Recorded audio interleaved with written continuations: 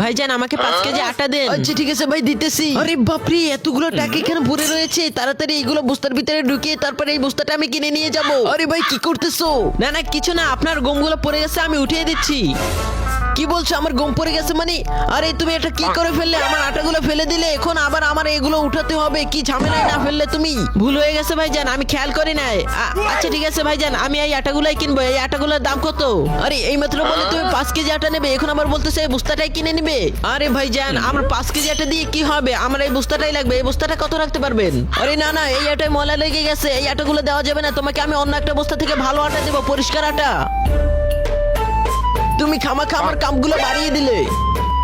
না না, আমার যে করেই হোক এই আটাগুলোই নিতে হবে, কারণ এই আটার ভিতরে অনেক টাকা রয়েছে। আমার যে কোনো একটা বুদ্ধি খাটিয়ে তারপরে এই আটাগুলো নিতে হবে। সুযোগ একবারই আসে, বারবার আসে না। এই সুযোগ কাজে লাগাতে হবে, আর এই সুযোগ কাজে লাগাতে পারলে বড় লোক হয়ে যাব আমি। আরে আরে এই ভাই ভাই দাঁড়ান দাঁড়ান, কথা শুনেন ভাইজান। আমি এই আটাগুলাই নেবো, কারণ আমি এই আটাগুলো ফেলে দিয়েছি। আরে ভাইজান পাগল হয়ে গেছো কেন? দাঁড়াও ভাইজান, আমি এই আটাগুলাই নিব। এই ভিডিওটার পরের পর্ব দেখার জন্য এখানে একটি টিপ দিয়ে লাইক করে দাও এবং এখানে একটি টিপ দিয়ে সাবস্ক্রাইব করে দাও।